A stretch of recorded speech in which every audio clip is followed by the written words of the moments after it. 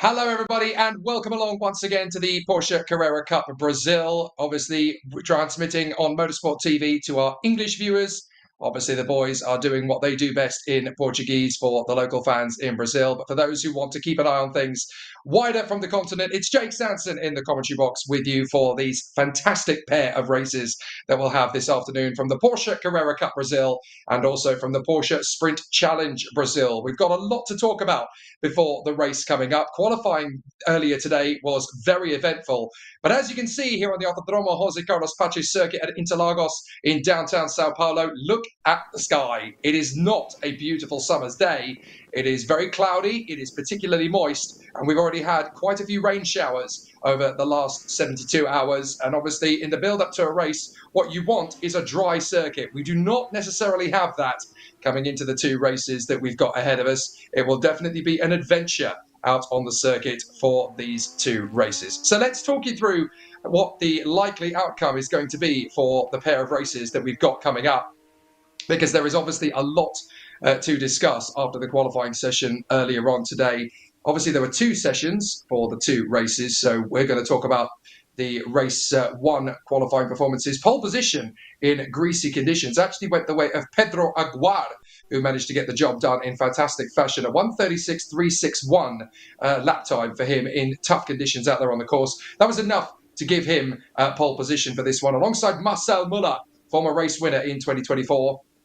He gets himself onto the front row of the starting grid. Christian Hahn, third position for him. Definitely an opportunity for him to continue to make very rapid progress in the field for this one. Lineu Perez, the leading driver in the sport category, lining up on the second row. Alstu Feldman in the number one Tag Heuer Porsche, lining up fifth on the starting grid in the green machine. Lucas Salas doing a great job in qualifying to line up P6. Then Nelson Monteiro, he lines up seventh on the grid alongside Franco Giaffoni, who did a great job in consistency for his lap times. Rumen Zinkovic is going to be lining up in ninth place on the grid, and then Francisco Horta will be lining up in 10th position on the starting grid. Then we have Peter Verter, who is due to line up 11th on the starting grid. Werner Neugebauer is next up. He did originally qualify with a time that would have been good enough for 8th position.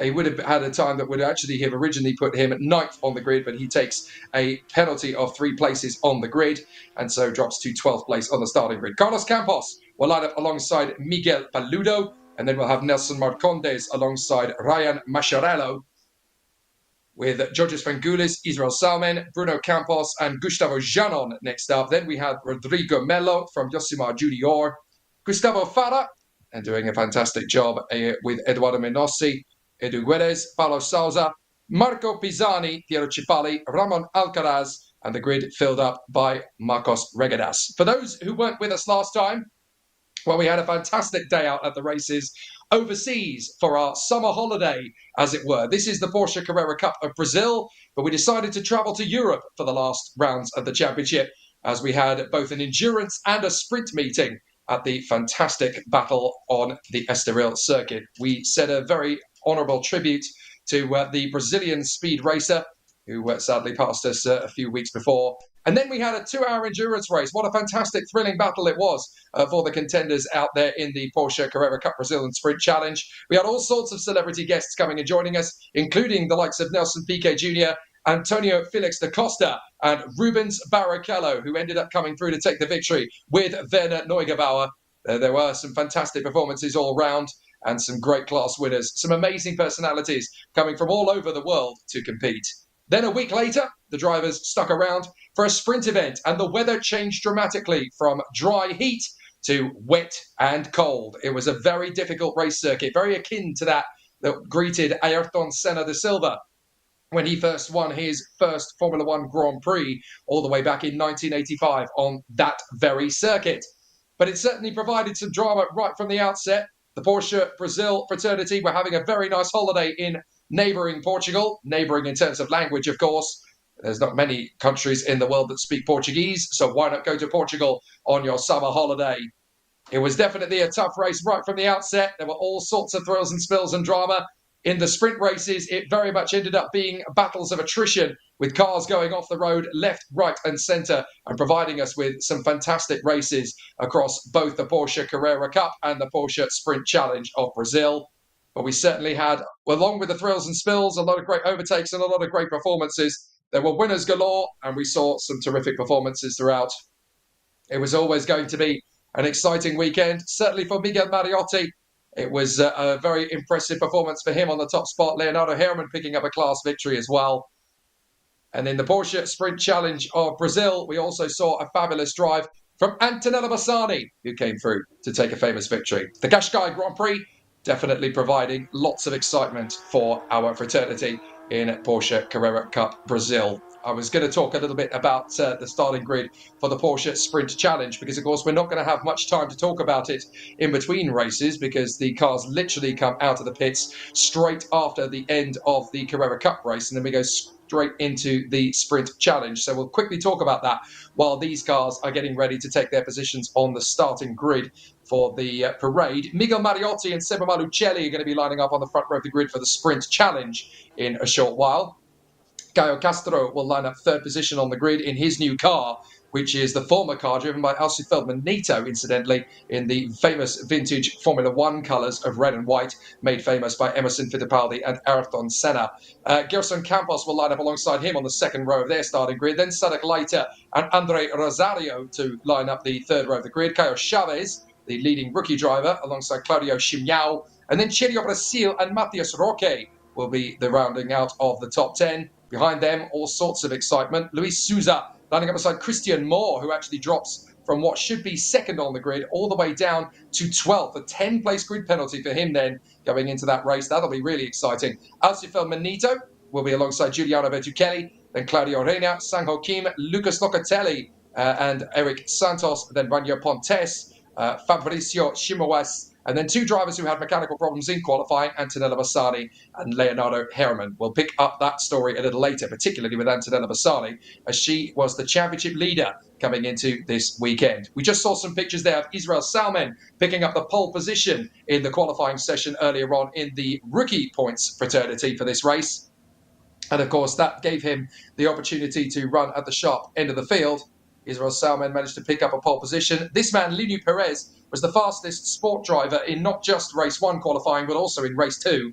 But this man was the man on top. Pedrinho Aguar did a fantastic job all the way through qualifying. Certainly sorted things out in the 10 minutes he was out on the circuit and was able to pull out the bag in the greasy conditions of 1 minute 36.361. And that was nearly 2 full tenths of a second quicker than Marcel Muller in second place. A big opportunity for Pedrinho to pull one over on the championship contenders, the likes of Marcel Muller and Christian Hahn. So we're in for a really exciting challenge for the upcoming race.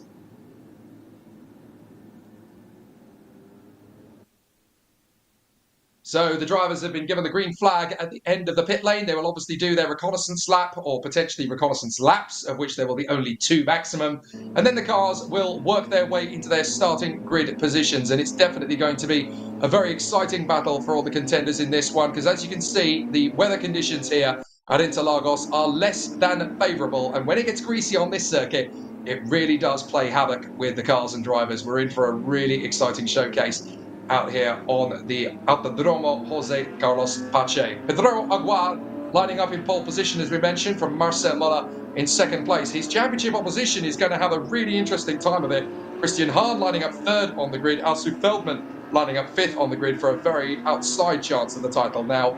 And Werner Neugebauer starting all the way back in 12th position. Now that is significant. It should only be 9th place on the grid, but he had a 3-place grid penalty coming into the battle as well. In fact, actually, no, it's a 5-place grid penalty that he has picked up.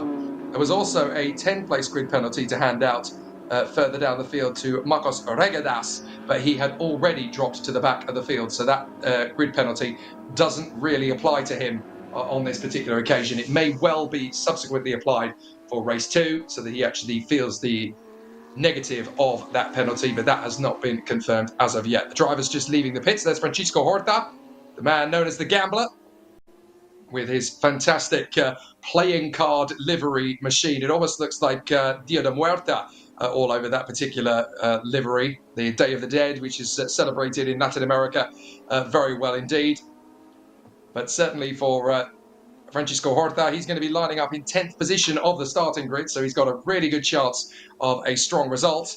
It'll be a fascinating challenge for him to see what he can do out on the course. So the drivers now venturing out onto the circuit to take up their resident positions on the starting grid, as is to be expected. But we're definitely in for an intriguing battle from our contenders. So let's do it by class now. We'll talk to you about the drivers individually as they work their way around the circuit to take their position on the grid. The top three drivers for the starting grid of this race are all pro drivers: Pedrinho Aguar, Marcel Muller and Christian Hahn. Next up is Lineu Perez, who was actually the second fastest driver overall in the practice session at the end of yesterday, but was the fastest driver in sport with a time of 1:37.033. Then Elsie Feldman, who will line up alongside Lucas Salas. There is Elsie Feldman in the green machine, the Tag Heuer Porsche. He'll line up alongside Lucas Salas on the grid. Then it was the 87, the car coming towards us in the distance. That is Luc Monteiro. Here he is. He's actually the second fastest driver in the sport category from qualifying. He lines up 7th on the grid for this one, and he'll be lining up beside Franco Giaffoni on the grid. This man, ironically, is next up. It's almost as if the director is listening to every word I say. Roman Zimkovic, 9th on the starting grid for this one, alongside the gambler who we saw just previously, Francisco Horta. Then Peter Verter, the man who was actually the fastest of all in practice. He got it very wrong during qualifying one and ended up only 11th position on the grid.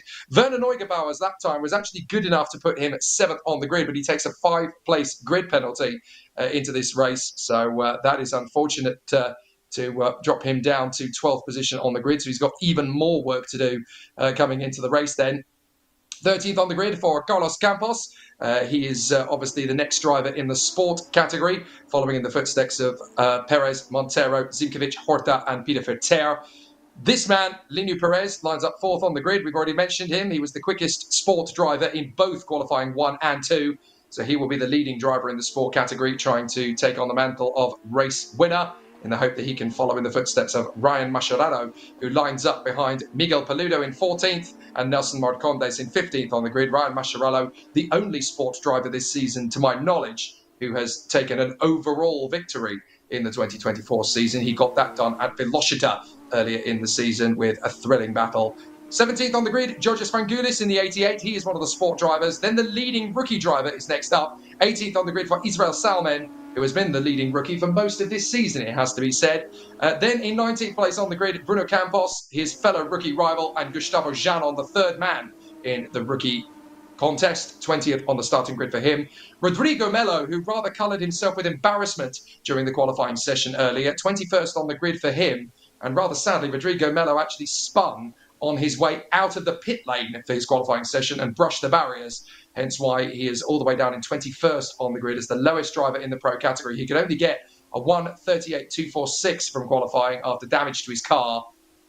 He was only just quicker than Yosimar Junior of the sport category, who didn't have a great qualifying session, but his car still looked spectacular in its Ayrton Senna colours. We're looking at the performances from the drivers in the sprint challenge, because obviously we're not going to get much of a chance to build up to them as the race will finish in the Porsche Carrera Cup Brazil, and we'll go straight into the battle for the Porsche sprint challenge. So let's take a look at the fastest drivers from the sprint challenge qualifying, because straight after the Carrera Cup race we'll go into theirs. Caio Chaves, the youngster, was able to pick up the fastest time amongst the rookies, and a very exciting prospect he is. Then 100% was pulled out of the bag for Seba Malucelli, who did an absolutely terrific job to put himself right up there on the front row of the starting grid for this race. It was originally 3rd position on the grid, but thanks to Christian Moore's penalty, the fastest man in the sports category will now be 2nd on the starting grid. A very genuine chance that Seba Malucelli could turn this into a race victory.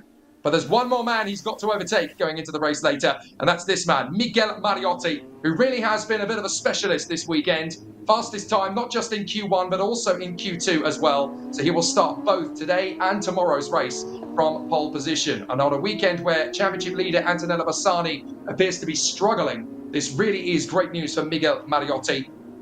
And so when they come out of the pits straight after the Porsche Carrera Cup Brazil race, it'll be him first on the rolling start as Miguel Mariotti goes for a double victory this weekend. There you can see the grid is starting to fill up. Just to pick up from where we left off, I told you about Rodrigo Melo in 21st on the grid for this one, along with Yosimar Junior, who carries the Ayrton Senna helmet colours on his car. It is the most beautiful Porsche Carrera Cup car I have ever seen, especially as an avid Ayrton Senna fan, and I had been all the way since 1992. Gustavo Farah lining up 23rd on the grid alongside the pink one machine of Eduardo Minossi, 24th on the starting grid for him. Then Edu Guedes in the car that looks starkly similar in livery to Pedrinho Aguar in pole position, but the boss colours on his machine. He lines up 25th on the starting grid. Then Paulo Souza will line up 26th on the grid in the number 25 machine. The final four are Marco Pijani, who just managed to edge out Piero Cifali in the qualifying session. There's Israel Salmen going out of the pits, the fastest driver in the rookie class. Then 29th on the grid is the 60 of Ramon Alcaraz. And then bringing up the rear of the grid is the man who binned it on his outlap in time qualifying, and that is Marcos Regadas. He lost it coming out of the bottom end of the circuit in the two very square left-handers that make up the bottom end of the lap. That was, of course, the bottom end of the circuit at Descida do Lago. On the way up towards Ferradura, he lost it through the left-hander, bounced off the wall, and fortunately the session wasn't even stopped. He had managed to pull the car enough off the line that the marshals were able to tow his car away just under double waved yellows. So very good work indeed from the marshals to bring us up to that point. But it really is going to be sensational to see how the competitors continue to progress in these two races. 12 minutes to go till the start of racing. The last couple of cars are going to make their way through. You only get a small parade on the starting grid at the Porsche Carrera Cup, but this is very much a community as much as it is a sport, and it really is always fascinating and really exciting, really great to see these guys lining up in their positions on the starting grid. And we're going to get to see a really strong race of it as the drivers will mix it wheel to wheel for a great battle. The C6 Bank Porsche Carrera Cup Brazil, and here we are for race 5 of the championship. It's going to be really exciting to see how it all plays out. Pedrinho Aguar lining up in pole position for this one. Very excited to see what he can do from the outset. He's definitely got a great opportunity to continue his challenge moving forward. So we're really excited to see what he can do. So as the contenders are gearing themselves up ready for the excitement that is to await us here on the grid, it's going to be a really entertaining pair of races that we'll witness this afternoon. Obviously the races come back to back as they will happen one immediately after the other. It's always really entertaining, the race format that we have here. We have our half-hour plus 1 lap race, and then pretty much as soon as the podium ceremony finishes, we then end up going straight into the challenge once again for the next encounter. It's always really fascinating to see how this all plays out. You get such an amazing buzz from the contenders as they move forward into the battle, into the mix, and I, for one, I've always found it very entertaining. It's sometimes tricky to keep on top of as well because you've got 2 races going back to back. It can be very exciting, very spicy moving your way forward. But the Porsche Cup Brazil is ready for another exciting battle going into it. So we get to see some really sensational battles. So the start of the race weekend has obviously been a very entertaining one. And now we get to see how things will progress as far as the championship battle is concerned. But there is a nice busy grid forming up here, and we should see some really exciting challenges as the competitors get ready for the next battle.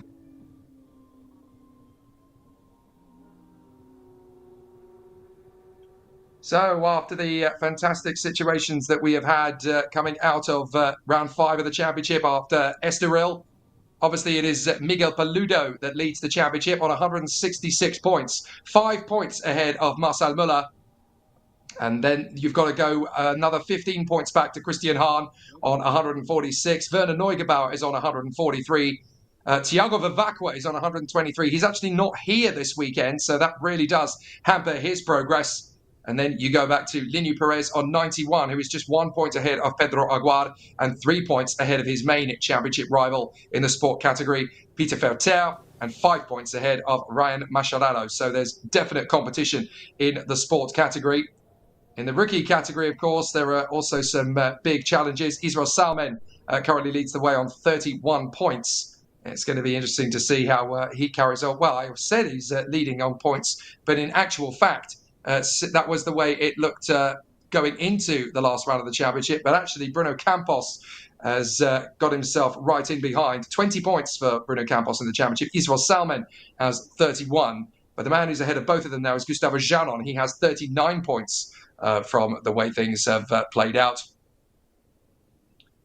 But then you've got the likes of Gustavo Zanon and Eduardo Menossi. Eduardo Menossi has 8 points to his name.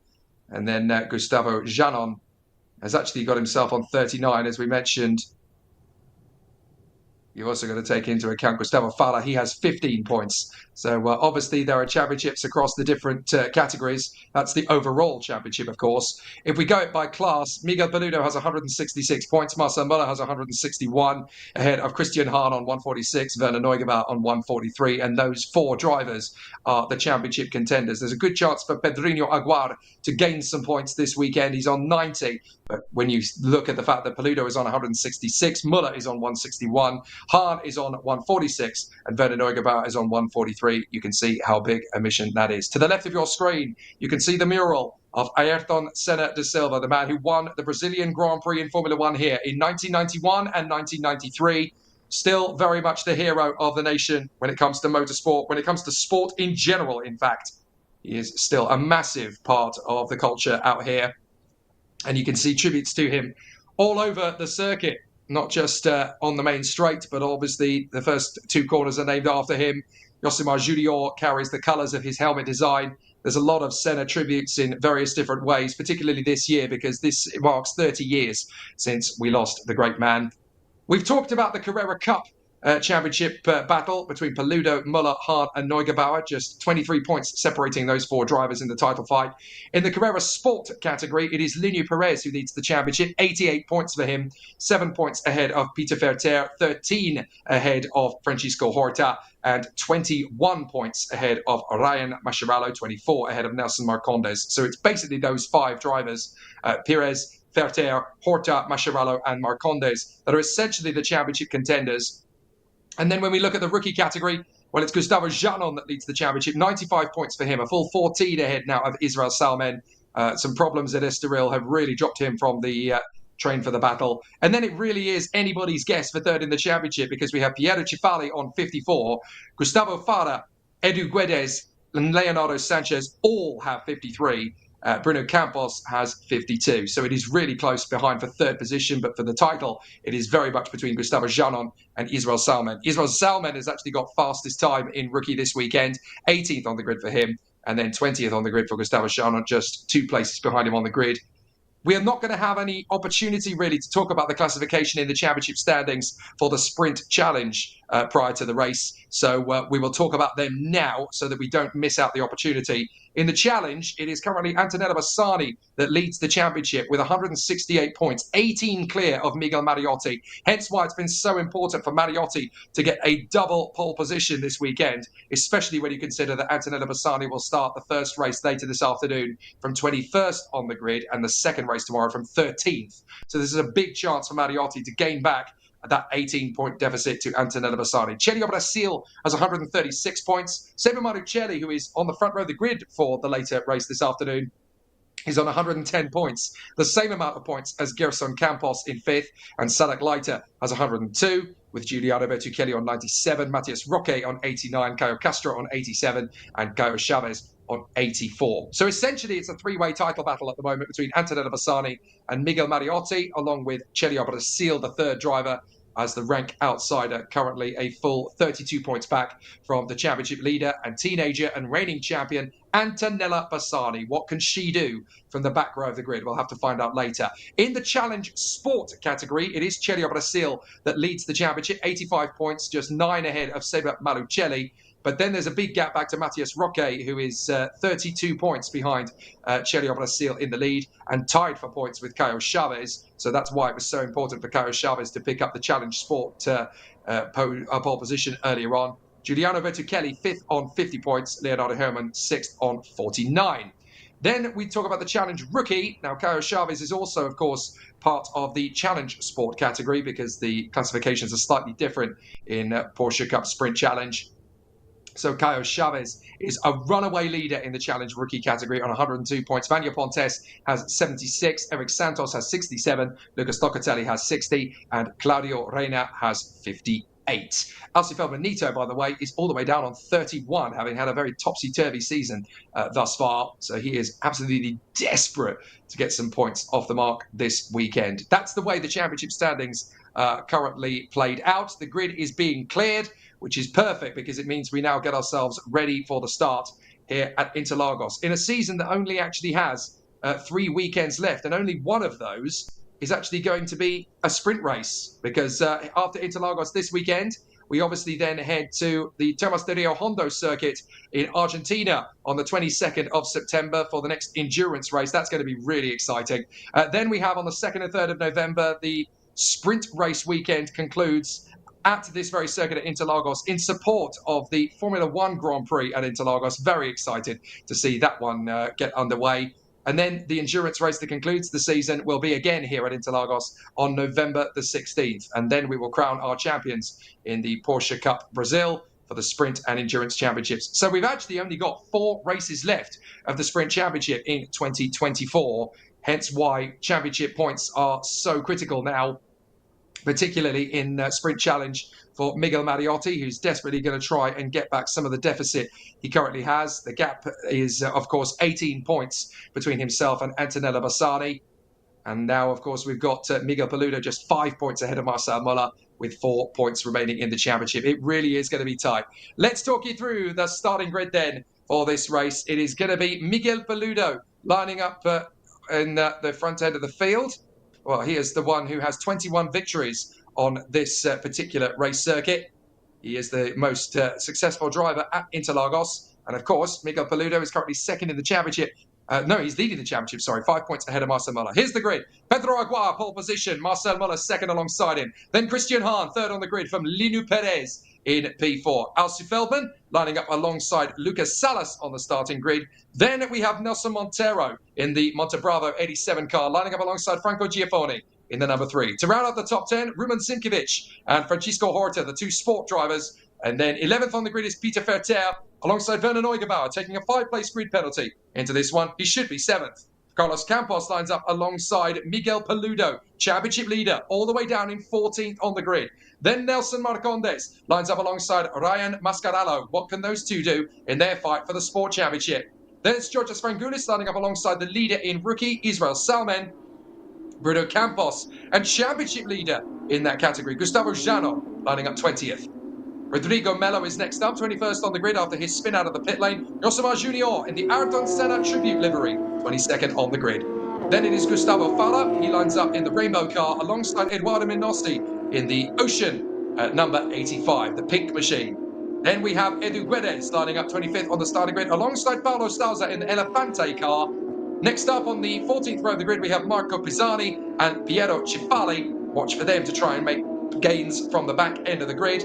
Then in 29th place on the grid, it is Ramon Arcades, who lines up alongside the man who got no time in qualifying, Marcos Regadas. He takes a 10-place grid penalty into the race, but he was dead last anyway, so it bears no relation to what will happen to him going into the race. So this man, pole position, Pedro Aguar, ready for an exciting challenge. What can he do from that front of the grid? It really is going to be a tough race for him. Nelson Monteiro, another cameraman, starting 7th on the grid. The second of the sports drivers going into this one. So there's a lot to talk about, a lot to discuss for him. Don't forget, of course, we're going to go straight from the podium ceremony at the end of the Carrera Cup Brazil race, straight into the Sprint Challenge race. So there's not going to be a lot of time between races. So we'll just go straight into the starting grid lineup for that. Safety car lights are out, so it's time for everybody to get into their 2 rows. And it's a rolling start procedure, of course, in the Porsche Carrera Cup of Brazil. Some Carrera Cups are standing start. Brazil is rolling. Pedro Aguar has got a really tough mission now to hold off the attentions of Marcel Muller and Christian Hahn, 2 men who are desperately trying to take points off the championship leader, Miguel Paludo, coming into this one. Paludo only has a 5-point advantage over Marcel Muller and a 20-point advantage over Christian Hahn. So with Muller 2nd, Hahn 3rd, and championship leader Miguel Paludo down in 14th, anything could happen in this race, and it's probably going to. So they'll climb out of Jinsao, and they'll make their way up the hill along the Subida dos Porsches, as the field are now in their 2 rows of formation, and they will charge down to the Senna S on the first lap, and we are in for an absolute thriller of a motor race. It's Interlagos. It's one of the most competitive championships in the country. It is a very tough mission to get this race won. All the drivers know what's at stake. Let's see what happens as Aguar and Muller head the field down to the first corner. Then it's Hahn, Pires, Feldman, Salas, Monteiro, Giaffoni, Zinkovic, Horta, Ferta, Nogabao. We're under starters' orders and we're racing at Interlagos. Good start from the far side from Marcel Muller, trying to draw level and pull ahead of Pedro Aguar. As on the inside, Christian Hahn is going to move into the lead past both men, but he drifts wide. Lino Perez spins in the middle of the field, and it's carnage. All sorts of pandemonium around the circuit. Oh, that's just what we didn't need going through the first couple of corners. And so Nelson Monteiro's in trouble. And there's more problems going around the second part of the course. More cars coming together. It's absolute carnage at Interlagos. So many cars with damage. We're going to get several retirements from this race now, as there's going to be quite a few drivers limping back to the pits with damage. This is now going to be a race of who can keep going. And that's Gustavo Janon. So Janon, the leader in the rookie category in the championship, has now dropped out of the race. This is excellent news for Israel Salman. So Israel Salman is 14 points back from Gustavo Janon in the rookie championship. With Janon out of the race, that blows the title fight in rookie wide open. But up in the lead, it is back Pedro Aguar who leads the race for Marcel Muller. So Christian Hahn took the lead, but then ran wide. And that's what caused all the concertina effects behind. So Pedro Aguar, I think we're under safety car conditions. Yes, indeed we are. Well, there's Lino Perez out. Werner Neugebauer out. Big disaster around the circuit. So many cars out of the race there. I think we're going to need to see a replay. And that's Marcos Regadas. So Marcos Regadas in trouble as well. Oh my goodness. Look at Roman Zinkovic's car. All sorts of damage to that. This is going to be a fairly hefty cleanup job, I think, because there are so many cars littering the first 5 corners of the racetrack. So the safety car is going to be there to catch them on the main straight. 25 minutes plus the additional lap. And my goodness me, we've had drama right from the outset. Pandemonium at Interlagos. Not what we were expecting at all. So big difficulty there, as Pedro Aguar will lead the field round on a safety car. Then it's Marcel Muller, Christian Hahn, Peter Ferter is right up in 4th position. Franco Giaffoni up to 5th. Then Carlos Campos. Miguel Peludo has gone from 14th on the grid to 7th. There is Campos limping back to the pits in the hope that he's got a car that will work. Alsu Feldman is 8th. He had to kind of tiptoe his way through the chaos. Georgios Frangoudis is 9th. Then Nelson Marcondes. Yosimar Junior is in 11th position. That just shows you how crazy the first lap really was. Francisco Horta, 12th position. The gambler is going to have to roll the dice a few times in this race by the look of it. Gustavo Farah is 13th. Then Piero Cifali, 14th place. Edu Guedes is in 15th position. Israel Salman is in 16th. So he only made up 2 places. Again, all part of the chaos. Let's see what happened then off the start. Lights go out, and the field charges down to the first corner. Now, I want to see what happened with Lino Perez, because he is the one who's in 2nd row of the grid at this point. Does he get contact from behind? Yes, he does. Now it was contact from Nelson Monteiro. So Monteiro tipped Lino Perez into a spin, and that's what caused the first bit of chaos. Now watch again, because we're going to get drivers rejoining from the middle part of the course. So Nelson Monteiro, and that's the second point of contact. Regadas goes in there with Rumen Zinkovic. Now, this is going to be interesting from the onboard. Now, watch the 2nd row of the grid and watch the green machine in 4th place. Lino Perez is about to have a charging Nelson Monteiro to the first corner. Look, Monteiro goes very late on the brakes. Brakes, bang! Hits the back of Perez's car. And only the top 3 really got away with that without an incident. So cars littering the road, but I'm afraid that's all on Nelson Monteiro. He braked far too late. Watch on the far side. Look behind the 26. It's Monteiro. Wait for it. Look. Bang! Hits Perez's car, tips him into a spin, and nobody's got any chance of getting out of that, as it's just chaos behind. And there's Nelson Monteiro. He just braked far too late for turn 1. And he's actually quite lucky that more cars don't go into him through the Senna S, to be brutally honest. And then obviously the concertina effect of everybody getting back onto the circuit caused the chain reaction, more cars going off, going through the Curva do Sol. So Pedro Aguar is the leader from Marcel Muller, Christian Hahn, and then Peter Ferter, who stormed all the way up from, what was that, 12th or 13th on the grid. managed to get through in P4, so he's now leading in sport. Franco Giaffoni in 5th position, as in comes a crabbing Marcos Regadas, so that car's going no further. He's out of the race. So too is Bruno Campos. Retirements as well for Linu Perez, Rumen Zinkovic, Werner Neugebauer, and Gustavo Janon, the championship leader in rookie. So we've only got 24 of the 30 cars that started still circulating, and quite a few of those have got some damage. So we've got Aguar, Muller, Hahn, Verter. Then in 5th place is Franco Giaffoni. That is Werner Neugebauer's car, having parked up on the sidelines. Game over for him. 6th place behind Giaffoni is Campos. Then we've got Miguel Peludo. Alcin Feldman is in 8th place. Then we've got Georges Frangoudis and Nelson Marcondes in the top 10. Yosimar Junior, 11th in front of Francisco Horta. And into the pits comes Nelson Monteiro, the man who, in my opinion, essentially instigated that. There's a car in the pits in front of him as well, also taking some damage. I think that's Rodrigo Melo. So there's 4 cars in pit lane now. Rodrigo Melo, Nelson Monteiro, Bruno Campos and Marcos Regadas. Behind Francisco Horta in 12th place, we've got Gustavo Fara in 13th. Then Piero Cifali, Edu Guedes, Israel Salmen. So 4th in rookie is Israel Salmen at the moment. Ryan Mascherano in 17th. Then Eduardo Menossi, Ramon Alcaraz, Lucas Salas, as Gustavo Janon's car is being towed away. Behind Lucas Salas in 20th is Marco Pisani 21st, and then Paulo Souza. Everybody else is either out of the race or in the pits at the moment. So we've got 22 cars in this train. And we're waiting to see if we've got Rodrigo Melo, Nelson Monteiro, Bruno Campos and Marcos Regadas coming out again. But I guarantee you that at least one of them won't, because Marcos Regadas is going no further. Fairly sure Bruno Campos' car is terminal. Nelson Monteiro has crawled back to the pits, as has Rodrigo Melo. So I would guess that none of those drivers are getting out onto the circuit again. Linu Perez is out, Rumen Zinkovic is out, Werner Neugebauer is out, and Gustavo Janon is out. So it really is one of the most crazy starts to a Porsche Carrera Cup race you're ever going to see here in Brazil. So 8 drivers eliminated before we even get moving. Now, are we about to go back to racing conditions? Well, it looks as though we've now got the signal from race control that all investigations have been concluded and there are no penalties going to be handed out. Look at that. Lagarda, okay. Start, okay. Now, I'm surprised at that because for my money, I would have actually said that Nelson Monteiro, they need to look at that again because he braked very late for turn 1. And I think he was the instigator because he nudged the back of Linu Perez's car and essentially his actions have taken, well, potentially, you could argue 8 cars out of the race, including himself, of course. But he's also caused an incident that really put out Gustavo Janon, Werner Neugebauer, Rumen Zinkovic, Linu Perez, Marcos Regadas, Bruno Campos, and Rodrigo Melo, as well as himself.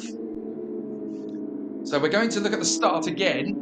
And again, it's worth keeping an eye on the blue car behind Christian Hahn, the 26th, as they go down the straight. Now, we've got 3 in a line. Now, watch the blue car behind Christian Hahn, who's flashing his blinkers into turn 1. Hahn goes through, brakes late, bang! There's the contact with the green machine, Linu Perez, and there's basically no way through for everybody. Lots of contact, lots of cars with damage. Linu Perez's car is out on the spot. So too is Gustavo Janon. Werner Neugebauer gets caught out and triggered in it as well. Look again at the front. Watch for the green machine. It gets pitched into a spin there. Bang. Contact. Big lock-up as well for the leader, Christian Hahn. He runs wide and lets Aguar and Muller back through. And Peter Verter is the only one in that gaggle of cars to essentially get through without incident. Watch as Verter just drives through it all. 4th position. Thank you very much, says Peter Verter. So he gets through. Now, I wonder if we're going to carry on with this and we'll see the second point of contact. Here we go. There's another point of contact. It's the 24 that gets pitched in there by Regadas. How ironic, because Regadas then gets hit into again. Now, the race director has now decided that the start is under investigation. I would say there are 2 drivers there in particular that are going to get the book thrown at them. Nelson Monteiro and Marcos Regadas. The cause of 2 separate incidents there. As Marcos Regadas ended up pitching Gustavo Janon into a spin coming out of Senna S up towards the Curva do Sol. So 2 very chaotic incidents there at the start of the race here at Interlagos. Definitely not what any of the drivers were hoping for. And certainly, in terms of the championship fight, it's thrown a couple of curveballs our way. Miguel Peludo is loving it because he ended up avoiding most of the chaos. and has now gone from 14th on the grid to 7th in the race. So Paludo is going to gain a lot of points from this. So I would suspect he's perfectly happy with the way things are going. But the lights are still on the safety car. So we're still going to be behind it for a while longer. I think Pedro Aguiar was rather hoping we were going to go racing this time by. He actually dropped quite a way back from the safety car, anticipating a restart. But if the lights don't go out, you're not going to go racing again. It's that simple.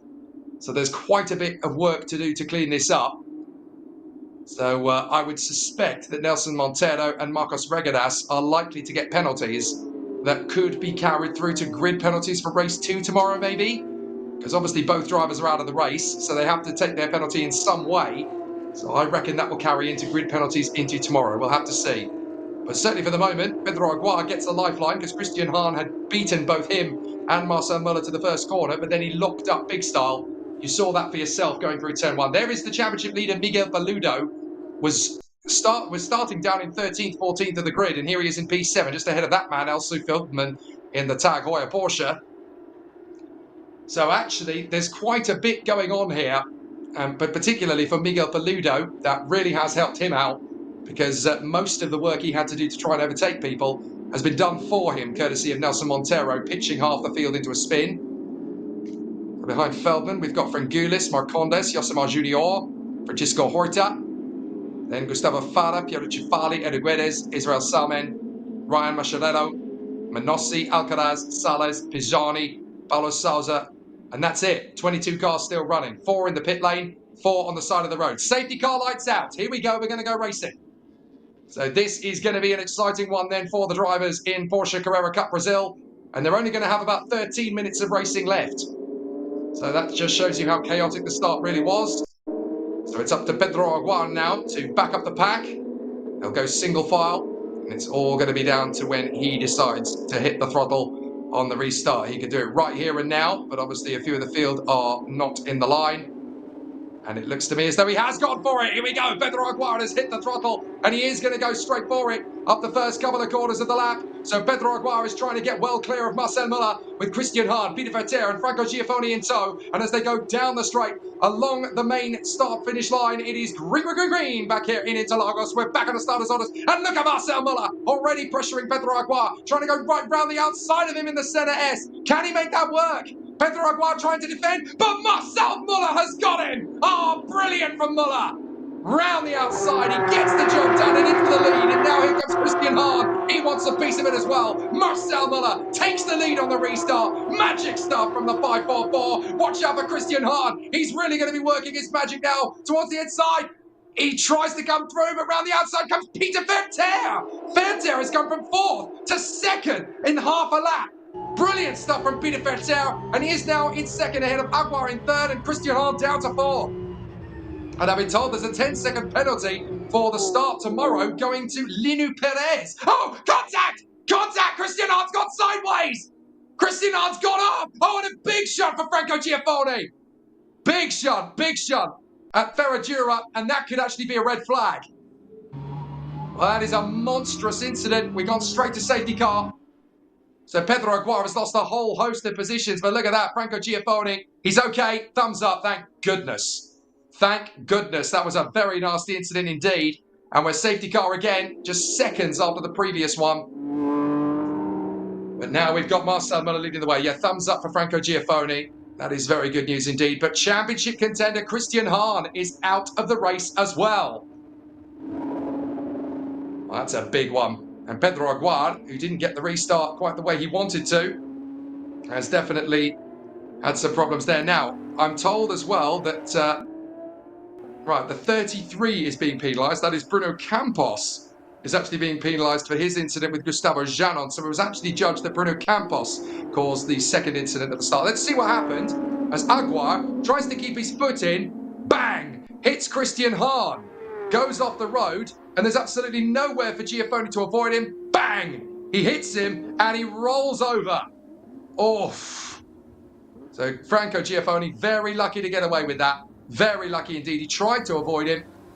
We're going to ride on board with Pedro Aguiar. Again on the restart. There goes Christian Hahn around the far side into Ferradura. And bang! He just tags him. Christian Hahn's trying to turn in. Aguard goes the long way round, just misses the wall at Ferradura. But that's a very unfortunate incident for our man in the battle. And Pedro Aguar is actually coming to the pits. Here it is again, look. Aguar just tags Hahn. Hahn tried to go right round the outside, spins in front of Giafoni. Giafoni tries to miss him and bang, rolls over. Oof. Nasty incident for Franco Giafoni. He's out of the race and he's okay, but big disaster. Now, who else got caught up in all that? But the other rookie championship contender, Israel Salmen. Israel Salmen also got caught up in that. Look at the frustration at Pedro Aguar's pit crew. And Pedro Aguar has come into the pits. I don't think he's going any further. I think the damage to his car is too much after the incident with Christian Hahn. You've got to feel for Franco Giafoni. He's the one who rolls over, but he's okay as well. So by my math, we've only got 19 cars circulating out of the 30 that started. So we've got Muller, Ferter, now in second place. Up to third has come Miguel Paludo. This is incredible as a comeback from Miguel Paludo. Alcy Feldman is now fourth. Then Georges Frangoulis is in P5. This is how crazy this race is. Josimar Junior is in sixth in the Senna car. There he is. And there's Pedro Aguar. Car is stopped in the pits. Look at the damage he's taken. That's a lot of paint that he's traded there with Christian Hahn. You can see that the left front of the car is very badly damaged indeed. That's a suspension failure as well as a puncture by the look of it. Behind Josimar Junior, in seventh is Nelson Marcondes. Eighth is Francisco Horta. Ninth, and the leader in rookie now, is the Rainbow car, Gustavo Parra.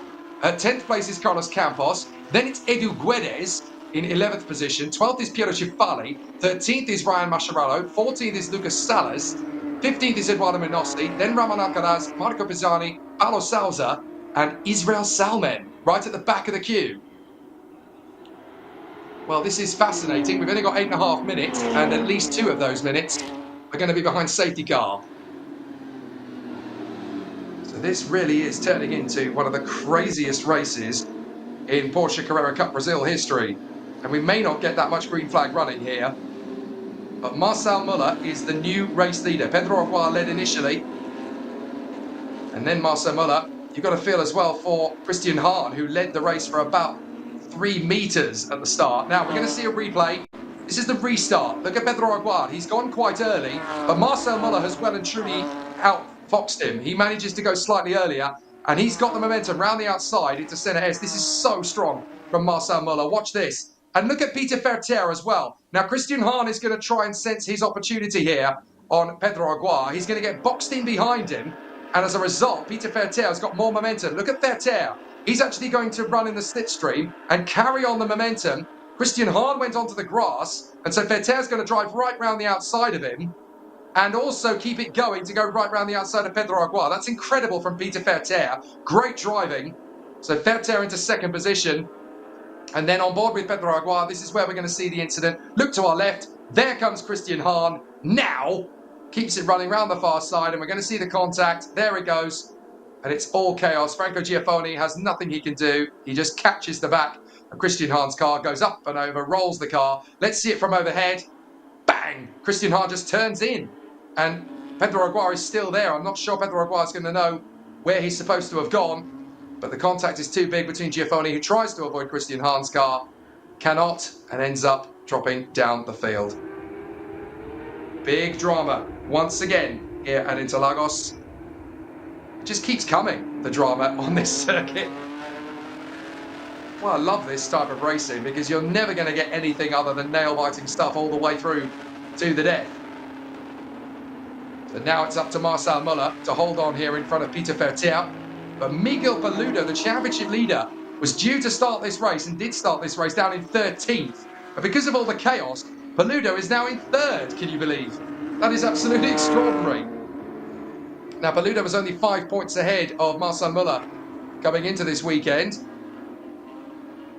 So Marcel Muller is still going to gain some points on him, but nowhere near as many as he feared he might. So absolutely extraordinary to see how his fortunes have turned around in such a short space of time. And is very, very excited about that possibility.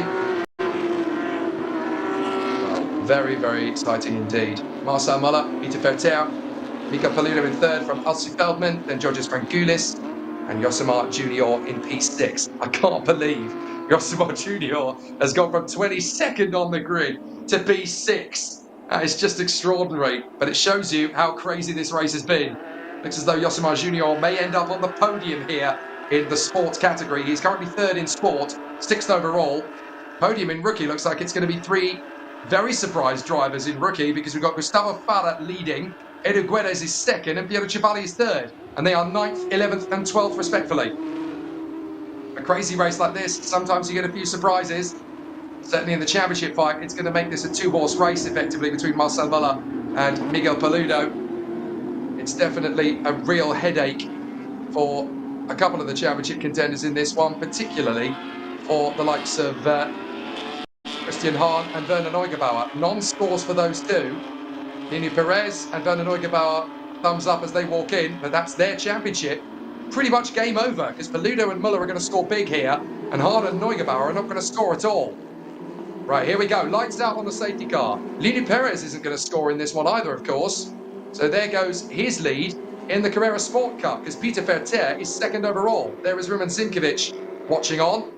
19 cars still running. Of the 30 that started, we're going to get a new championship leader potentially in at least two of the three categories. Are we going to see a third one? Because Piero Civalli is currently third. No, he's going to gain back the ground on Zanon and his Snellman, but I don't think there's going to be a championship lead change, because Snellman is all the way down at the back of the field. Gustavo Janon has been thrown a lifeline. So here we go. Let's go racing for the third time today in this race, as we go for our third start. Two long safety car periods, but Marcel Muller is going to lead the way as they come through, and it's green, green, green, green here at Interlagos once again. Just a few minutes on the board now. 3.5 minutes to be precise, and Miguel Paludo is already stepping up the attack on Peter Ferter. Now, if I'm Ferter, I am not going to worry about this battle with Paludo too much. He's got to be thinking about taking the lead in the sport category, so if I were him, I'd let a ferocious Paludo go if he gets that close. Alsi Feldman is in fourth place, fifth is Frangoulis, then Josimar Junior, Marcondes, Horta, Parra leading in rookie, then Campos, Guedes, Civalli, Mascherano, Salas and Manossi. Good run so far from Peter Ferter. But as much as he likes the idea of winning the sports category, he could also really do with a victory overall, especially if he's got an opportunity for it. And there is a penalty going to Pedro Aguar. So Pedro Aguar is actually being penalised for the incident with Christian Hahn. Now, he's going to have a real interesting argument about that, because he's going to say, well, I'm on the inside line and Hahn's gone right round the outside of me. He turned across on my line. Where did he expect me to go? But the officials have ruled with Christian Hahn. They've actually given Pedro Aguar a penalty, which I assume is going to be taken into tomorrow's race. So that's quite harsh from the officials. But they've clearly seen more angles and more views of the incident than we have. Then Muller leads, Ferter and Paludo. Then Feldman, Frangoulis. Here comes Marcondes, diving in. Very late move on the inside of Josimar Junior. That's the killer instinct move. And now Francisco Horta is going to try and take on Josimar Junior. No, I'm not going to let a second one go through. But Nelson Marcondes charges through to sixth place by Josimar Junior. And that, of course, is for the podium in the sport category. Now, obviously, you get the top 5 getting trophies in Porsche Carrera Cup Brazil. But every racing drivers know, realistically, it's the top 3 that gets the glory. Down to the braking zone, and that's a great move from the 84. That is Gustavo Farah getting through past Edu Guedes. And that is, of course, the battle between the two rookies for the rookie victory as the sky gets darker again. And I think there's a little bit of rain coming down on the circuit in various points. So this could end up being quite a thrilling conclusion to this race. If the rain is coming down, then we've only got 2 laps to go, effectively. Depending, of course, on when Marcel Muller crosses the finish line, because he can't afford to back down and lose a bit of time to Peter Ferter and Miguel Paludo, because that could cost him the win. So we may actually get 3 laps left of this race, depending on what's going to happen here. The fastest lap of the race comes from Marcel Muller. We finally get a completely green lap time. So Marcel Muller gets a 1:37.1. That's the first time we've had a full, complete green flag lap in this race. Paludo just trying his best to challenge Ferter. Ferter gets it wrong. Paludo's going to get side by side with him. Ferter's going to defend. Penalty also goes the way of the 87 of Nelson Monteiro for his involvement in the start line incident. That doesn't surprise me. I think that's a good call from the officials. Unfortunately, Monteiro does have to pay the price for his part in the incident. So he'll take a penalty for that. 35 seconds remaining, so we are going to get 2 laps as Marcel Müller crosses the line, about 2 seconds ahead of Peter Vettel, but Miguel Paludo is coming quickly, and also Feldman is going to be challenging for 3rd position down to the first corner, so Paludo has got to defend and attack in the same breath. Here comes Alcy Feldman on the far side. Paludo kicks him back, but he's also got to get hungry on Peter Vettel. Georges Frangoulis, P5, looking for the challenge. We get 3 podium ceremonies at the end of this race. We get the overall top 5, we get the top 5 in sport, and we get the top 5 in rookie. And of course, in the sprint challenge, the sprint challenge sport drivers are also in rookie. Or at least the rookie drivers also classify as being in sport challenge. So that things can get a little bit tricky. 2 laps to go, including this one. Marcel Müller leads the way. Vettel, Paludo and Feldman, then Frangoulis, then Marcondes, Josimar Junior trying to shake off the gambler Francisco Horta. And then we got this great battle of the 10th, which is also the rookie victory. Gustavo Fara versus Edu Guedes. They've got a pro driver behind them, Lucas Salas, and they've got a sport driver behind them in Ryan Mascherano. So this is going to be tricky for Edu Guedes. He does not want to be battling Lucas Salas for position. So he backs down out of it. Lucas Salas is now defending from Ryan Mascherano. But Edu Guedes really wants to get ahead of Gustavo Fara. This is going to be a rookie victory, staring him in the face if he can pass the rainbow car, as Lucas Salas in the 70 hangs on in front of Ryan Mascherano. Israel Salman, by the way, has charged through everybody from 19th to 14th and is now 3rd position in rookie. So he is going to score big points compared to Gustavo Janon, and that will tie up the championship going into the 2nd race tomorrow. But there goes Marcel Müller in the lead, and he's going to score big compared to Miguel Paludo, who is there in 3rd position behind Peter Vettel. Last lap begins for Marcel Müller, and Paludo's going to try. He's going to get the run on the inside of Peter Vettel, and he takes the move. Great run from Miguel Paludo. 2nd position for him in the championship fight with the man ahead of him, Marcel Müller. So Müller and Paludo are going to be the ultimate title contenders with 3 races to run in sprint. Peter Vettel trying to take him back, but here comes Alcy Feldman in the green machine, the Tag Heuer #1.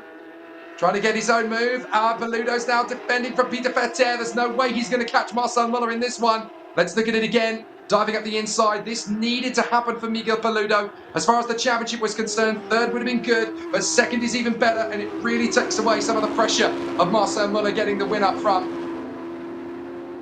So it's a fairly critical overtake there that needed to happen for Miguel Paludo. But this man, Marcel Müller, has been exemplary since he got into the lead on the 2nd attempt at a start. On the restart after the first safety car, his move into turn 1 was magnificent on Pedro Aguad. Round the outside at Senna S. He knew he wanted to extend his winning performance here and close in on this man, Miguel Paludo, in the championship. Alcy Feldman is going to try one trick on Peter Vettel to get on to 3rd position overall. He doesn't really want to get 3rd in class. He wants to be 3rd overall. There's also a penalty going to get handed out to the 85, I am told. So that is a penalty for Eduardo Minossi. Now that's an interesting one. That is going to be an investigation concluded between him and Piero Cifali. But the checkered flag is going to come out though for Marcel Müller. Marcel Müller gets the first race victory of the weekend ahead of Miguel Paludo, with Peter Vettel 3rd overall and the winner in sport. Ahead of Alcy Feldman, Nelson Marcondes and Georges Frangoulis. Francisco Horta just beats Josimar Junior to the line. Ahead of Carlos Campos, and Gustavo Fara does get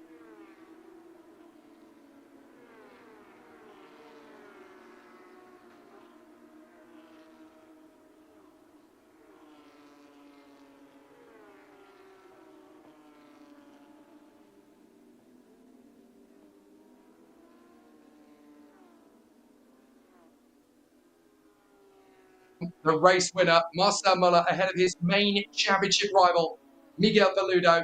And with Christian Hahn and Werner Neugebauer dropping out of the race in the early stages, now it is a 2-man brawl for the Drivers' Championship. Marcel Müller versus Miguel Paludo. Tomorrow is going to be very exciting indeed between these two. What a drive from Miguel Paludo to go from 13th to 2nd in this race. And Marcel Müller coming through for the victory from the front row. We've got a showdown to come in the final 3 races of the Sprint Championship, which of course will conclude on the weekend of the Sao Paulo Grand Prix on this very circuit. Peter Vettel takes the win in the sport category and 3rd overall. He'll be very happy indeed with that result. that certainly puts him back into the frame for the championship lead in the sport category, because the leader in that championship, Luc Perez, does not finish on this occasion after being taken out in the incident on the start. So Peter Fetter, who was 7 points behind Luc Perez coming into this weekend, suddenly has got himself back into contention once again. Excellent stuff for Peter Fetter, a brilliant drive.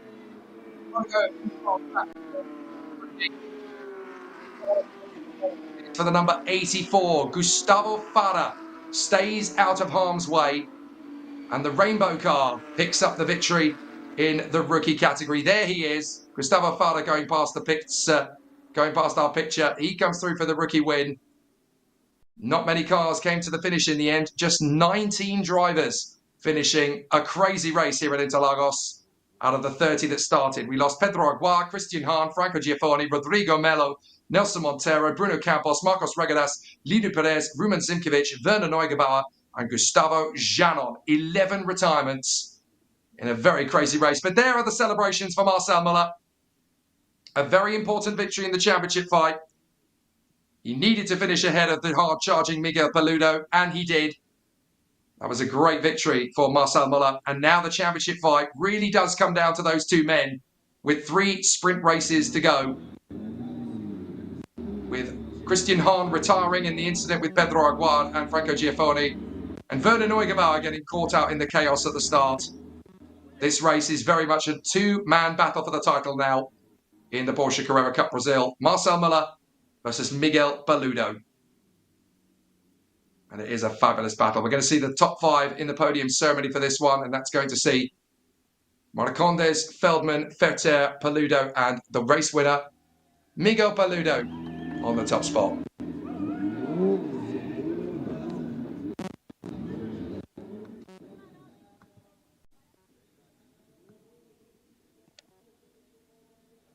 Well, an absolutely astonishing battle from our contenders. They really have been extraordinary in this one. And I've got every confidence that the way that this race has played out for them is exactly what they were hoping for. Certainly for Marcel Muller and Miguel Paludo, they wanted a podium overall because it would definitely help them in their title attacks. It's misery for Christian Hahn and Werner Neugebauer. Surely their chances of winning the championship have just taken an unpenetrable blow. And I don't think you're really going to bounce back from that. So many championship contenders out of the race in this one, though. Christian Hahn, 3rd in the points, out. Werner Neugebauer, 4th in the points, out. Thiago Vivacqua did not enter this weekend, so no points for him. Luc Perez, 6th in the standings, out. Pedro Aguar, 7th in the standings, out. So Peter Fetter, Ryan Mascherano and Lucas Salas are really the ones to benefit. Peter Fetter finishing 3rd overall, Ryan Mascherano finishing 12th overall, and Lucas Salas finishing 11th overall. So a lot of drivers scoring big points when they were not expecting to. The big winners from that race in particular are Alsu Feldman, who finished 4th, and Nelson Marcondes, who finished 5th. So in terms of the championship fight, they're going to shoot up ahead of Francisco Horta, ahead of Franco Giafoni, possibly even into the top 10 of the championship standings. We'll obviously keep you up to date with that on the social media channels at Porsche Cup Brazil. Keep an eye on that, because that's where you'll get all of the latest news stories. So there are your 3 winners. Marcel Muller takes the overall victory. Peter Fetter in 3rd gets the Sport Cup victory. And down in 10th, Gustavo Farah gets the victory in the rookie category. All of these are provisional results, of course, but let's talk you through the provisional results. Marcel Muller takes a famous victory in one of the craziest races you're ever going to see ahead of Miguel Paludo, his main championship opponent now. Peter Fetter 3rd, and the winner in Sport. Alsu Feldman 4th ahead of Nelson Marcondes, Georges Frangoulis, Francisco Horta, and Yosimar Junior. Those 4 will all be on the podium in Sport. Carlos Campos and Gustavo Farah rounding out the top 10. 11th for Lucas Salas ahead of Ryan Mascherano, then Edu Guedes and Ismael Salmen, who struggled to get to the podium in rookie, behind the winner, Gustavo Farah, and 2nd, Edu Guedes. Marco Pisani ahead of Paulo Souza, Eduardo Menossi, Ramon Alcaraz, and Piero Cifali. There were no other finishers. Incredibly, we saw retirements from Pedro Aguar, as well as Christian Hahn, Franco Giafoni, Rodrigo Melo, Nelson Monteiro, Bruno Campos, Marcos Regadas, Luc Perez, Rumen Zimkovic, Werner Neugebauer, and Gustavo Janon. Incredibly, one of the craziest races you're ever going to see in this category. And what does that do for the championship? Well, Miguel Paludo is now 2 points ahead of Marcel Muller in the championship. He was 5 points ahead. Christian Hahn still on 146. Werner Neugebauer still on 143. Vivacqua, who, despite being absent, is still there in 5th. Peter Ferter moves up to 6th place ahead of Ryan Mascherano, Lucas Salas. Lino Perez is down to 9th. Pedro Aguar is down to 10th. So that's what it's done in the championship in the Carrera Cup category. Not sure if we're going to get the points update in sport and in rookie. I think you'll have to go to the social media pages for that one, at Porsche Cup Brazil.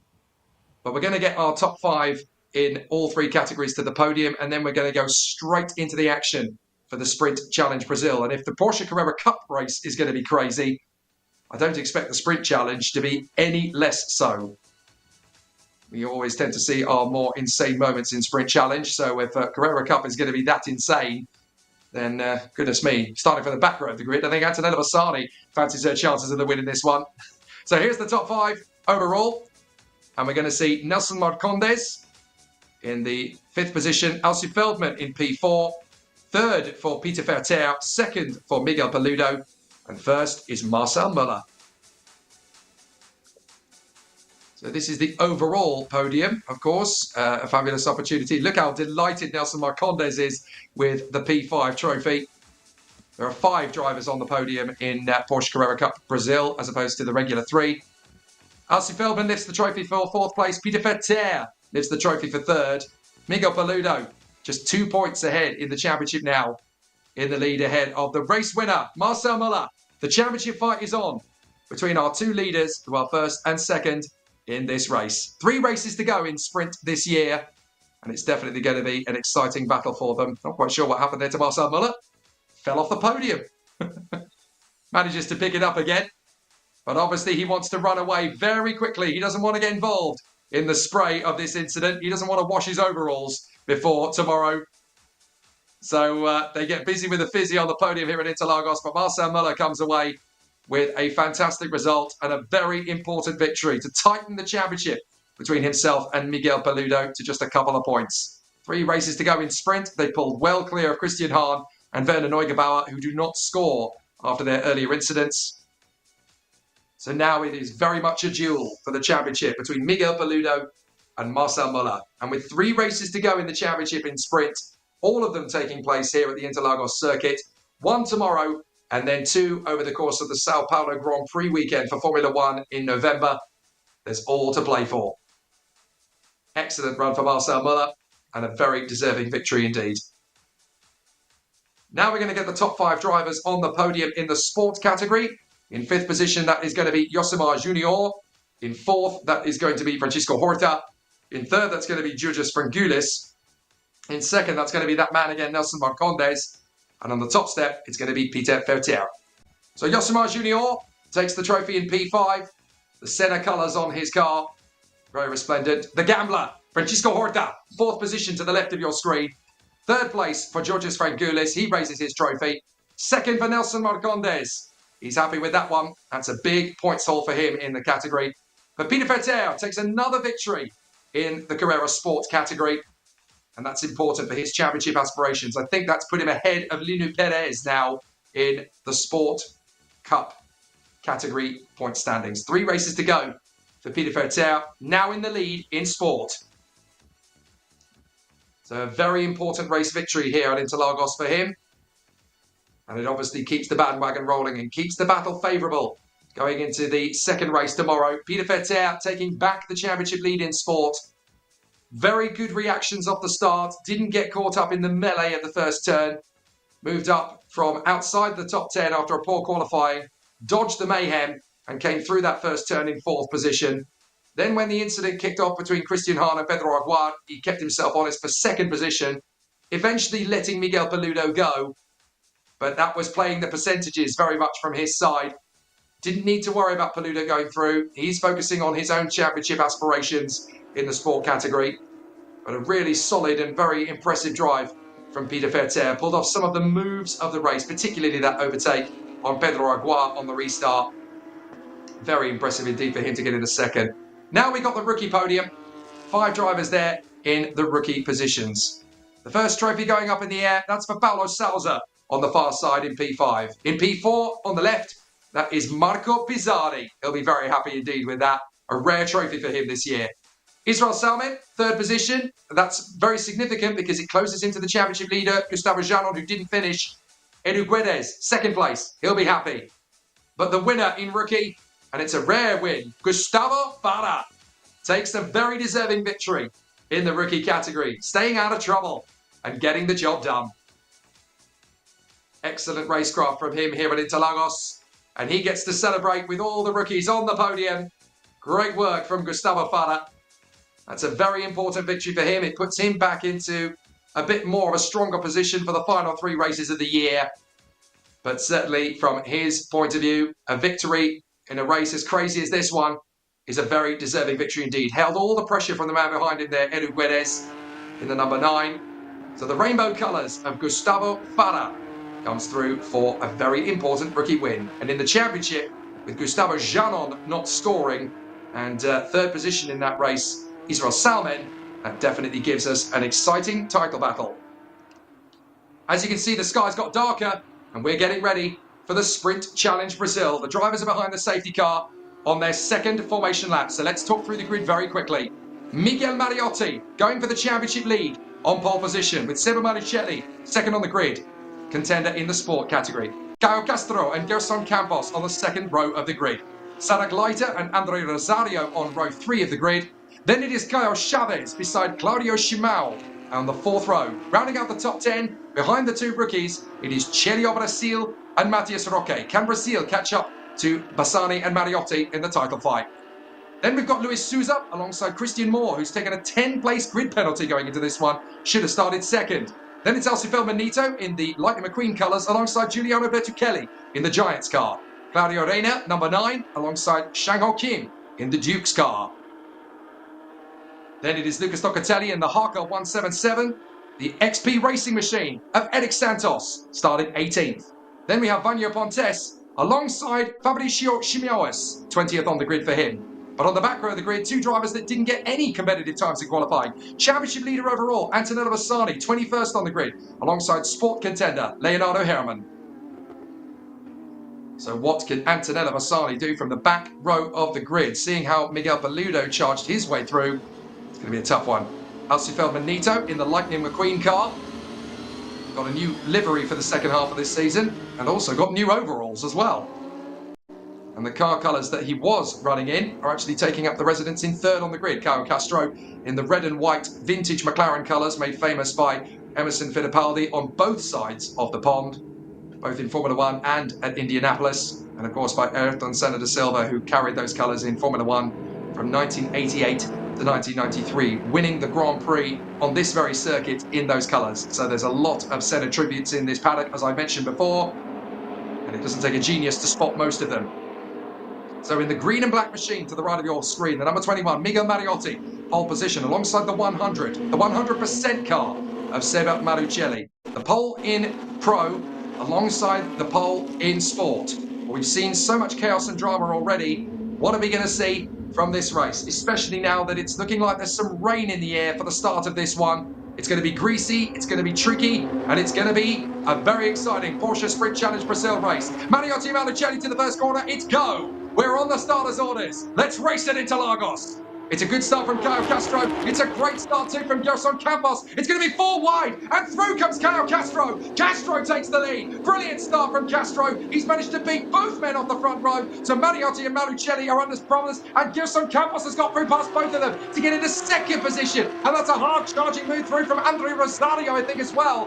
No, that's the 139. That's Celio Brasil. Celio Brasil has made an amazing start. And he's tucked up behind Miguel Mariotti. Up into 4th position comes Celio Brasil. Can he out-drag Mariotti? Yes, he can! Amazing from Celio Brasil. Up to 3rd position.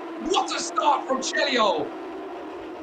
So it's Caio Castro that leads the race here. 2nd is Gerson Campos. 3rd is Celio Brasil, as the 2 men on the front row of the grid are going backwards. Mariotti down to 4th and Malucelli down to 5th. Absolutely crazy start to the race here as well. Fortunately, no cars going fisticuffs or sideways to the scenery, as everybody else just tries to stay out of dodge on this first lap. What an amazing couple of starts in Porsche Carrera Cup. But in the Sprint Challenge, it's a lot cleaner. And it's Caio Castro that leads from Gerson Campos and Chelio Brasil, who started 8th. And by the time they got through the Subida do Lago, that is incredible. He's now 3rd, ahead of the pole sitter Mariotti and the second place man, Seba Malucelli. Look back, where's Antonella Bassani? How much progress is she making? Looks like she's already made a few overtakes as she tries to charge her way through from 21st on the grid. So as the drivers charge their way down the straight, it is Caio Castro in the famous colours of Fittipaldi and Senna in Grand Prix racing. The red and white. Castro leads from Gerson Campos and Chelio Brasil. Then Mariotti, Marucelli, Rosario. Later, Chimiao, Souza and Christian Moore up to 10th. Then Alcifel Benito about to lose it to Christian Moore. Alcifel Benito trying to bounce back. Christian Moore is really struggling to defend. He goes wide on the exit of Senna S and round the curve of the stall. Alcifel Benito keep his foot in and try and go right round the outside of Christian Moore as they battle the 10th position. Lights blaze down the back straight. Is this going to be enough of a charge for Alcifel Benito? Can he hold this round the far side? Christian Moore is going to try and cover his line, and that's Caio Chavez holding on in front of the 99 of Vanya Pontes. So Chavez is going to run wide, Pontes is going to come back at him, and there's Antonella Bassani working her way through. So Antonella Bassani trying to pick him off, and there is Christian Moore still duelling with the number 1, Alcifel Benito. In the Lightning McQueen colours, Antonella Bassani looks like she's going to pick up a couple of places here. She does. So Antonella Bassani charges forward.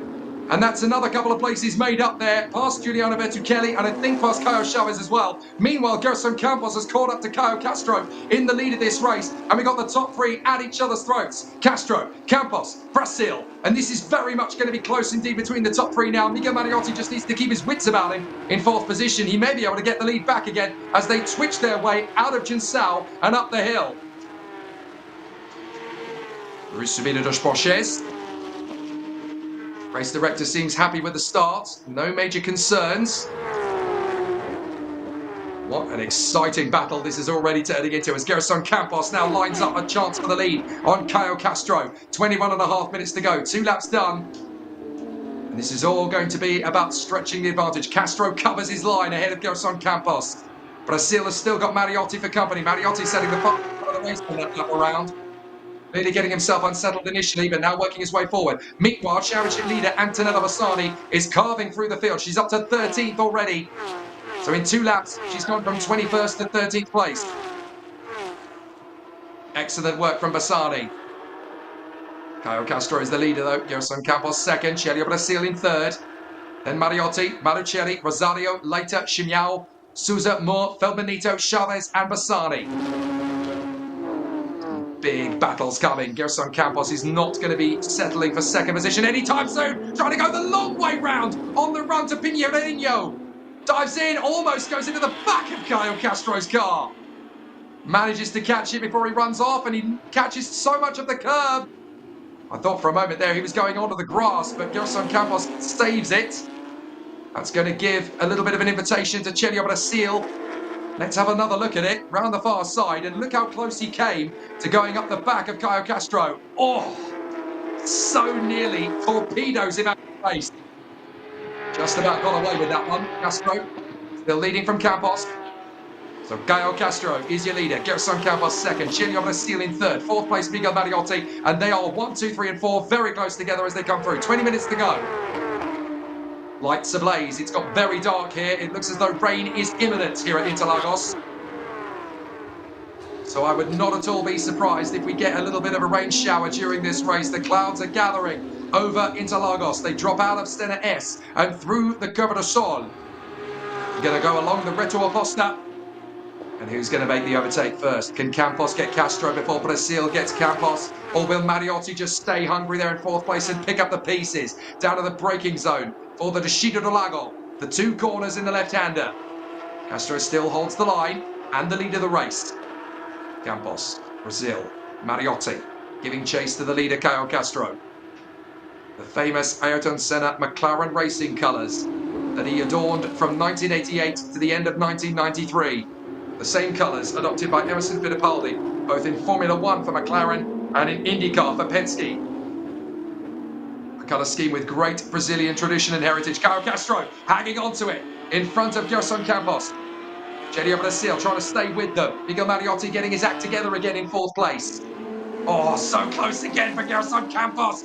He's trying to go slow in and fast out and then deal with Caio Castro around the far side. Surely he can't commit to that around the outside of Jinsao, but he can go for the undercut manoeuvre and have a think about it into the bottom of the hill. Dives in up the inside, makes it happen, but a sweet undercut for Caio Castro. He goes slow in, fast out, takes him back again up the hill. Great from Caio Castro. This is amazing wheel-to-wheel stuff on Interlagos between the leaders. Let's see it again. Good move from Gerson Campos, but Castro was ready for him. Got heavy on the brakes, slow in, fast out, charged forward. Gelio Brasil thought he was going into the side of him. That was a great recovery from Caio Castro, and he takes back the lead. So through they come, and now around the outside. There comes the move from Gerson Campos, and it happens again. Caio Castro is going to go slow in, fast out on the exit of Centre S. Can he hold it round the far side of Carrera Cup? They're going to leave each other the space. And surely round the far side, Castro can commit. Yes, he does. He pulls a wheel ahead. Gerson Campos has got to commit to this on the braking zone, but it's starting to rain. And Campos goes into the lead, into the first of the Lagos corners. Excellent stuff. Gerson Campos takes the lead. Look how dark it's getting at Interlagos. It's only 4:23 in the afternoon. But this rain, oh, and that's problems there. Big problems for Luis Souza. He's clearly hit somebody. And now the wheel is basically bouncing off the axle. Oh, big disaster then for Luis Souza. Big slide for Gelio Brasil. I think the rain is starting at various points on the course now. And this is going to be really tricky. On board with Miguel Mariotti. Trying to take on Gelio Brasil. Brasil runs deep at Pico de Pato. Very deep. Mariotti may get his shot here. But he's not able to hold it round the far side. Gelio Brasil holds to cover him. And now that Gerson Campos has gone into the lead, he is trying to stretch away from Caio Castro. Meanwhile, Antonello Bassani has moved up to 12th behind Alcifel Benito, Caio Chavez and Claudio Chimiao. The top 12 have really hit a bit of a stumbling block here. I think this is now about waiting to see what happens with the conditions. Everybody's lights are ablaze. I haven't known it this dark at this time of the evening for quite some time at Interlagos. Look at the cloud cover. This is going to be a big storm when it hits the circuit. But can it hold on for another 16.5 minutes plus the additional bonus lap? I would say that's really chancing it. Miguel Mariotti having another attack at Gelio Brasil. As Antonello Bassani has now moved up to 11th place ahead of Claudio Chimiao. But here comes Mariotti. Mariotti is trying to get the gap down to Antonello Bassani in the championship fight. He was 18 points behind her coming into this weekend. Being down in 4th is not going to be as good as being in 3rd will be. With Bassani definitely working her way through the traffic. Look at the clouds.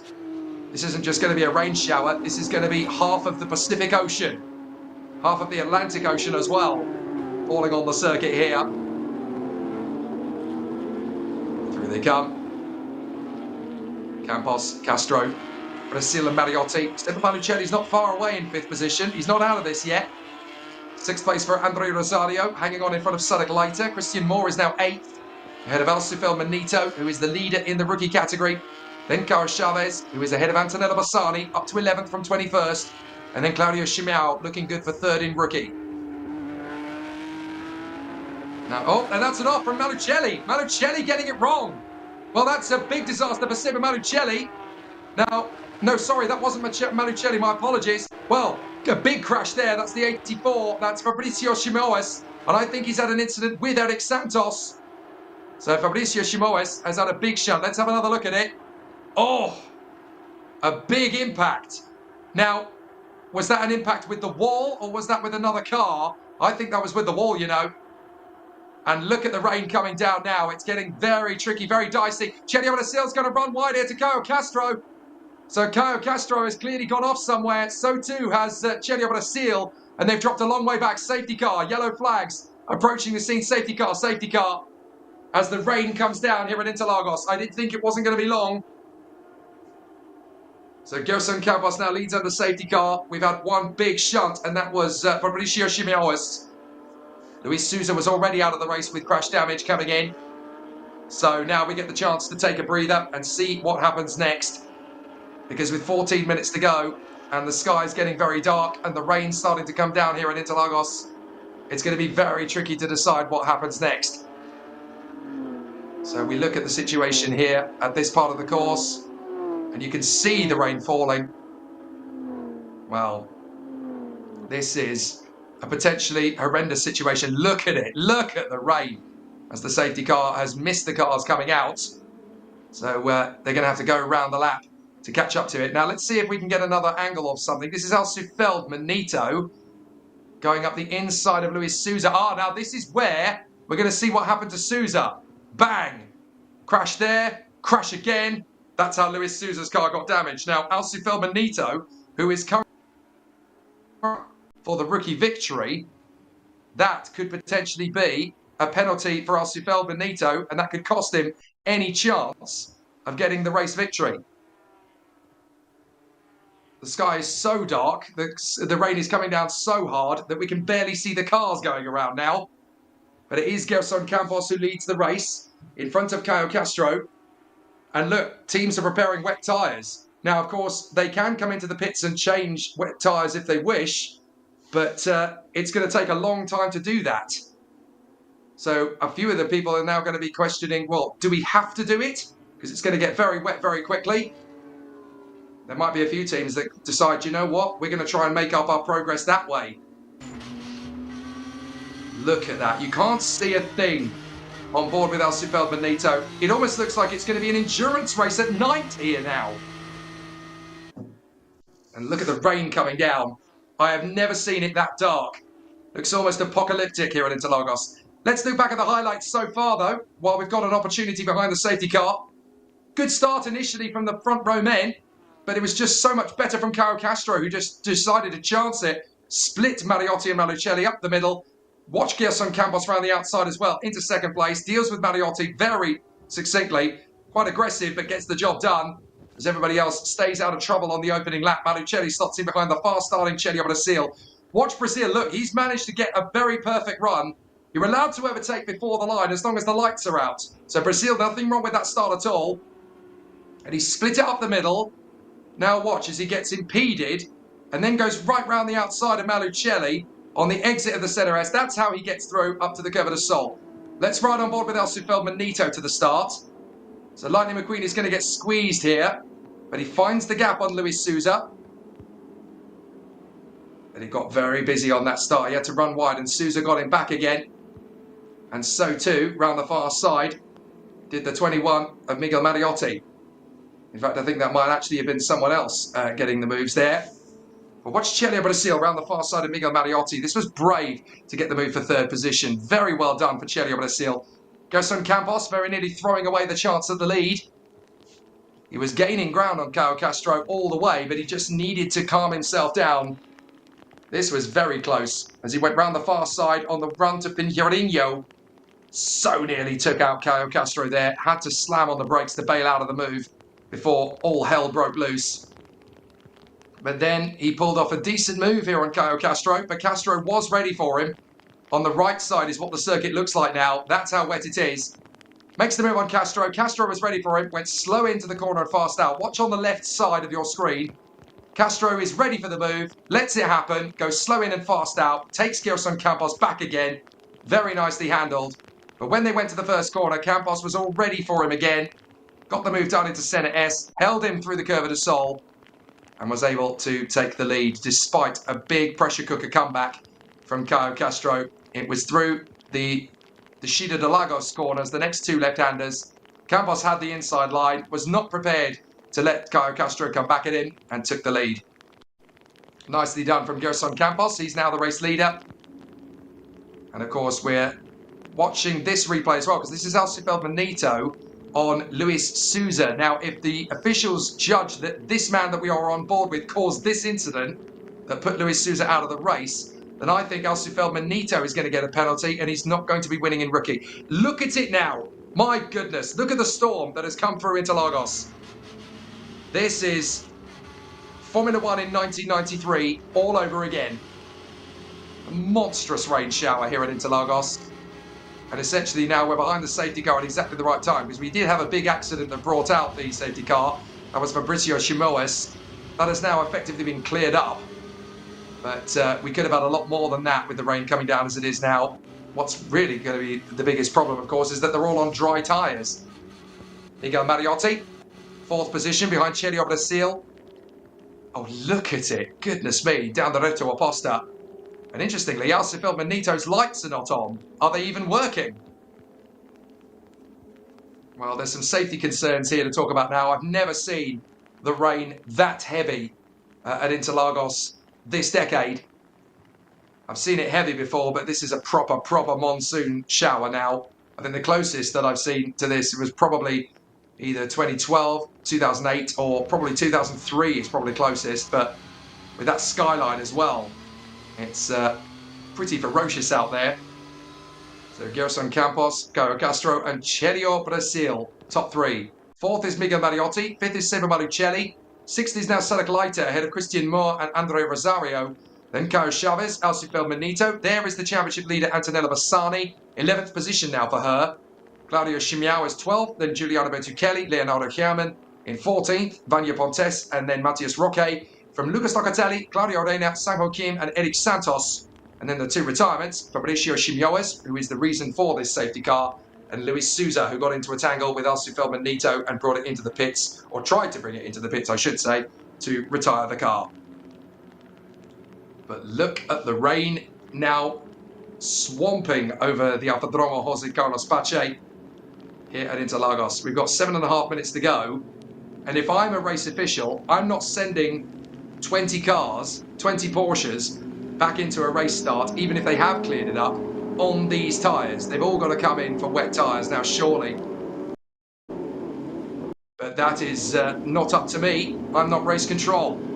So what may need to happen is they may need to do 1 lap of the course in these conditions, and then obviously they've just got to stay on the road, and then if they want to come in for wet tyres, well, personally, I'd say that's a no-brainer. Any driver that wants to win this race has got to come into the pits and change to wet tyres. Hang the current order. You've got to make sure that you've got the right tyres on. So we're on board with Miguel Mariotti. Very tricky scenario here. Look at the rain falling down at Mugello. That is absolutely appalling. Even on wet tyres, I think you're really going to struggle to find any grip. This is going to be pure aquaplane. Well, the safety car is staying out. The lights are not going out anytime soon. And the officials seriously have to consider whether we can restart this race, even if they get back into the pits and put on wet tyres. You can't see anything. Look at it. This is the worst weather I have ever seen in motor racing. Period. Alcifel Benito has got 1 working headlight, but in that incident with Luis Souza, I think the other one is broken. Oh my word. You can't contemplate restarting this. Look at it. I think they've got to stop this race and hope that the weather clears. Antonella Bassani has made up 10 places from 21st to 11th, doing a very good job. But I think the safety car is actually being replaced with a red flag here. I don't think this race is going to continue. Look at it on the start-finish line. Absolutely appalling conditions. I think the race is going to be stopped here. Yep, the checkered flag comes out. So the race is going to finish under safety car. Gerson Campos is going to take the victory in front of Caio Castro and Celio Brasil. That is the only course of action in these conditions. I have never seen rain as bad as this in any form of motorsport anywhere in the world. The only sensible and mature decision from the officials is to bring out the checkered flag and finish the race. Declare it at that. Gerson Campos is your winner. Caio Castro in second from Celio Brasil. Miguel Mariotti, Seba Malucelli and Sadiq Leiter from Christian Moore, Andre Rosario, Caio Chavez, Alcifel Benito, although I don't know if that'll stand. He may get an investigation into that incident with Luis Souza.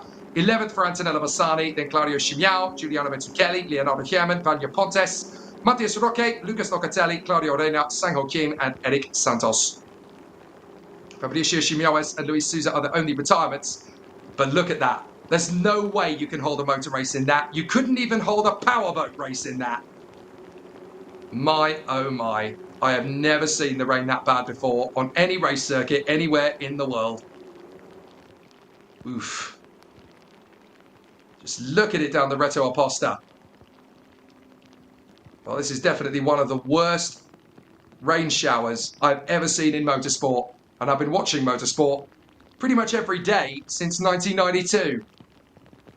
And that is genuinely the worst weather I have ever seen in motorsport. How lucky are we that we had just one big off? Fabricio Chimoes. So the victor then is going to be Gerson Campos, and he can be absolutely ecstatic with that. But it's very significant that it's not Miguel Mariotti that takes the win, because that's going to help out Antonella Bassani a little bit in the championship. She only finishes 11th, but considering she started 21st, I think she can be happy with that. She certainly made big gains in this one. Oh my word. This is worse than a video game. Look at it. Look at it. There was no way in hell we were going to restart this. No way at all. That's not aquaplaning. That's a river. Well, tomorrow's race is going to be pretty exceptional if it goes ahead, of course. Because if the rain stays like this, it certainly won't.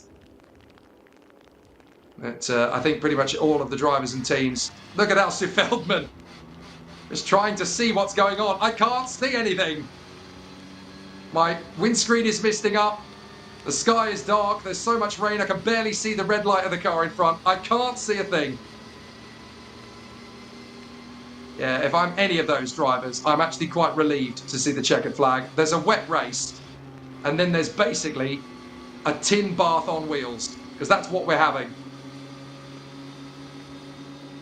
Monstrous weather here at Interlagos, and I have to say, full credit to the officials here at Porsche Sprint Challenge Brazil. There was no way we could have held that race and restarted it in these conditions. No way. Even if you changed all the tyres to wets, wet tyres wouldn't have coped in this. But the fact that they were all on slicks, of course, made it even worse. They could have all come into the pits and changed for wet tyres, but it still would have been good enough to restart. My, oh my, oh my. I've seen it rain in Brazil many times before. At Interlagos, mainly, actually. I think there are a lot of races you can go back to over the years for tough wet weather races at Interlagos. In Formula 1, there's a whole catalogue of them. 1991, 1993 in particular springs to mind. 96 was pretty awful. 2003 is a good reminder. 2008, 2012. All sorts of moments when the rain was strong in Formula 1, but this is the worst rain I've ever seen in motorsport. Look how wet it's got that quickly. So Gerson Campos takes the win in Challenge, Chilio Brasil, third overall, gets the win in Sport, and Caio Chavez gets the win in Rookie from what was originally pole position. So let's talk you through the provisional results then. Gerson Campos gets the win in front of Caio Castro, two drivers that really charged forward on the original start. Chilio Brasil up from 8th to 3rd. Miguel Mariotti and Seba Maricelli from the front row to 4th and 5th. Sada Gleiter in 6th place ahead of Christian Moore, who bounced back from 12th to 7th. Andre Rosario, Caio Chavez winning in Rookie, and Alsu Feldman-Nito in 10th position. Whether that stands or not is yet to be seen. Antonella Bassani, 11th place from 21st on the grid. Claudio Chimiao, 12th ahead of Giuliano Bertuccelli and Leonardo Herman. Anya Pontes, Matias Roque, Lucas Locatelli, Claudio Ordena, Sang Joaquim and Eric Santos. Just 2 retirements in the race in the end. Fabricio Chimoes, who had a big accident at the end of the Reto Aposta, and Luis Souza, who got into the wars with Alsu Feldman-Nito. Well, that's definitely the wettest version of the Interlagos circuit I have ever seen. And it's only right then that with it raining this much, look at it. We were never going to get the race restarted. Only right that we bring out the safety car. We don't need champagne on the podium. We just need to go outside. Gerson Campos is a little confused as to where to park. He probably can't even see his board, as very quickly the mechanics have changed their attire to cope with extreme rain. As into the pits comes Gerson Campos in the wildest weather you're ever going to see in Porsche Sprint Challenge Brazil. But it's enough for Gerson Campos. He's happy. He takes the win. And it's a very important one as well. And look behind him, Chilio Brasil is delighted at the Sport victory on a day when Mariotti and Antonella Bassani didn't score as well as him. He closes up in the overall Sprint Challenge. But of course, he takes the victory in Sport as well, 3rd overall. What a delighted man he is. And of course, further back in the pack, 9th position, Caio Chavez is the man who takes the victory in Rookie. And he'll be very happy indeed with that. Look at the pictures from the slowing down lap. That is ferocious rain. That's biblical rain. I was half expecting Noah's Ark to drift by in the background. But it certainly has ended this race, and thank goodness that we didn't have any injuries in these conditions. That's monstrous, monstrous rain. So that brings to the end today's action in Porsche Carrera Cup Brazil and Porsche Sprint Challenge Brazil. Hopefully we'll stick around for the podium ceremony, of which there should be 3. We'll see Gerson Campos, Caio Castro, Celio Brasil, Miguel Mariotti and Seba Malucelli on the overall podium. Then in the Sport podium, we should see Celio Brasil, Seba Malucelli, Caio Chavez, Elcio Felbenito and Claudio Chimiao. And then in the rookie podium, we should see Caio Chavez, Elcio Felbenito, Claudio Chimiao, Vanya Pontes and Lucas Locatelli. But what a crazy, crazy race. And that is the craziest weather I've ever seen in motorsport. If you ever want to know how bad it can get behind the wheel of a racing car, these pictures are all you need to show people. That's batten down the hatches and prepare for an oncoming tornado rain, is that? But we were lucky that we didn't get either of those things. Great performance in the early stages though. Gerson Campos, the man who took the victory away from Caio Castro. Just watch into the first turn. Gerson Campos hustling Caio Castro into the mistake. Watch this. There was a little bit of a love tap between the two of them in the early phases, in fact. So Gerson Campos lucky that his move was a cleaner one to get the lead. Otherwise, he'd be under some serious investigations.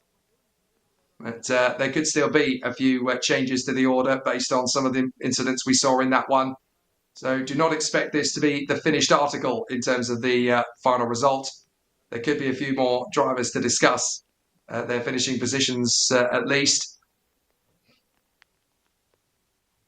So it's definitely going to be an interesting one as we finish off in fine style.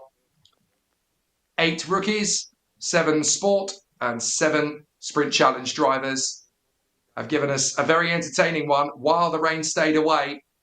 Here's the winning move. Gerson Campos diving in up the inside of Caio Castro. It's a late one. He runs wide.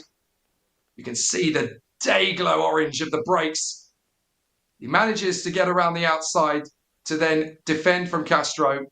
Gets tight in. Castro goes slow in, fast out. Draws level with him once again. But crucially for Gerson Campos, he had the inside line for the Descida de Lagos corners coming up. So although Caio Castro was able to pull slightly further in front down the Reta Oposta, it was the determination of Gerson Campos that enabled him to finish up at the top. So a fantastic performance then from our competitors. They really did put on an excellent display. A really tough race battle here in Sprint Challenge. And we've certainly had some great entertainment as a result of all of the competitive races today. There's 2 more tomorrow, of course. Just 3 races left in both Porsche Carrera Cup Brazil and Porsche Sprint Challenge Brazil before we can crown a champion. But there'll be quite a wait between tomorrow's race and the season finale on the first weekend of November in the sprint, because, of course, that will be the support race to Formula 1 at the Sao Paulo Grand Prix on the first weekend of November. So there's a lot of wait for the sprint drivers. They will get an endurance race in between that, because we're going to get a fantastic run at the Terras de Rio Hondo circuit in Argentina in September. That'll be a great opportunity to see some more famous names joining the regulars in Porsche Carrera Cup and in Porsche Sprint Challenge Brazil as well. So everybody enjoying a very tough race out there until the rains came down, and boy did they come down. Fortunately for Gerson Campos, he was in the lead at that point, so when the safety car came out and the officials decided there's no way we can race in this, the checkered flag came down and Gerson Campos became the ipso facto race winner. There is the podium ceremony then for the man on the top spot for Gerson Campos. It's a very important race victory for him. He can be very happy with the way this has played out as the final drivers make their way to the podium then, the top 5 overall. It's a very important race victory for Gerson Campos. He can be very happy indeed with it. Seba Malucelli, 5th position. A fantastic performance from Seba Malucelli. A tough one for Miguel Mariotti in 4th position. That's big points that he's gained on Antonello Bassani. 3rd place for Celio Brasil. 2nd place, of course, for Caio Castro. But for the race win, Gerson Campos. A very deserving race victory as well here at Interlagos. And it definitely takes him closer up the rankings in the championship battle with 3 races still to go in Porsche Sprint Challenge Brazil. So 5 very happy men there on the podium. Seba Malucelli, Miguel Mariotti, Celio Brasil, Caio Castro, and our race winner, Gerson Campos.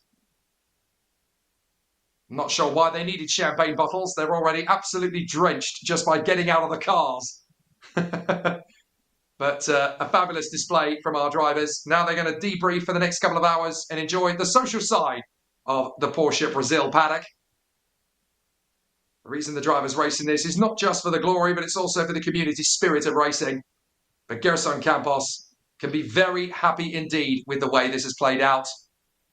Excellent display and a great bit of racecraft between him and Caio Castro that went on and on and on in this race. Took him a long time to finally get the race-winning move, but his determination and his resolve paid off beautifully. He was absolutely determined to take the lead. He tried several times. This is one of the attempts that didn't quite work. He got into the lead, yes, but on the exit, Caio Castro had him back. That was a lovely bit of retaliation. Great racecraft from both drivers. They both deserved the win today. But Gerson Campos was able to utilise his superior experience, and he managed to grab it away from our man in 2nd position, Caio So the drivers returning to the podium, namely Celio Brasil and Seba Malucelli. This is for the Sport Challenge podium ceremony, of course. So we've got our competitors on the podium ceremony, enjoying themselves. I think one of our drivers is missing, actually. There he is, making his way back to the podium once again. Excellent. So, obviously, all of the results are provisional. The important ones are the top 3 here, as Alcifel Manito raises his trophy in 4th place. Carlos Chavez taking the rookie win, but also taking 3rd position in Sprint Challenge in the Sport category.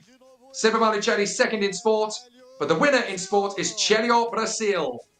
And very important indeed that is too. Excellent result for our 5 drivers on the Sport Challenge podium. A very competitive race battle for them all. But Celio Brasil very happy indeed with his victory. It moves him 1 step closer in the points battle. Certainly he gains points on both Miguel Mariotti and Antonello Bassani in the overall championship as well. And he came in this weekend in 3rd position with a deficit. So beating both of them definitely helps out in the championship fight, especially considering we have no idea how things are going to play out tomorrow. Miguel Mariotti, of course, was the pole sitter. He had the most to gain, and he has gained on Antonello Bassani. We should point that out.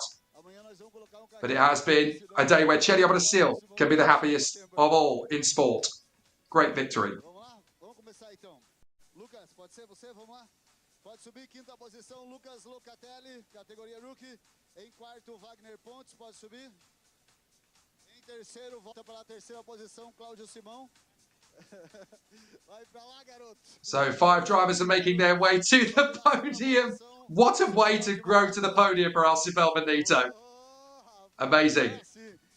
No, Alsu, I wouldn't begrudge that at all. That was the way he got to the podium in 4th position earlier. So the rookie category podium now. The first podium for Lucas Locatelli, 5th position on the podium for him. Wagner Pontes, 4th place. Great result for him.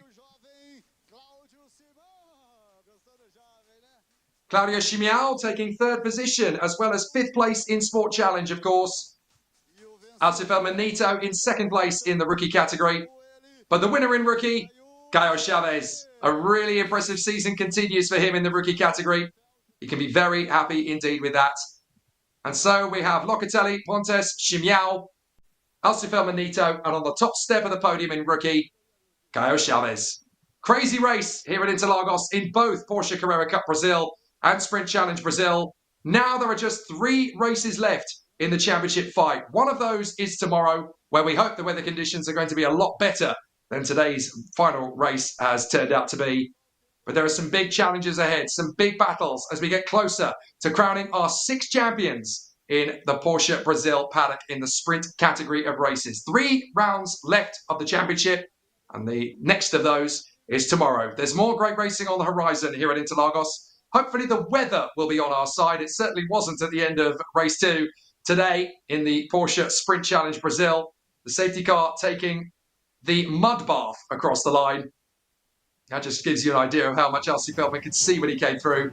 There's more great racing tomorrow. Thanks for being with us here on Motorsport TV. I'm Jake Sanson. Hope you enjoyed it. The next round of the championship is tomorrow for both the Porsche Carrera Cup Brazil and the Porsche Sprint Challenge Brazil. Who's going to take the victory? Tune in tomorrow to find out.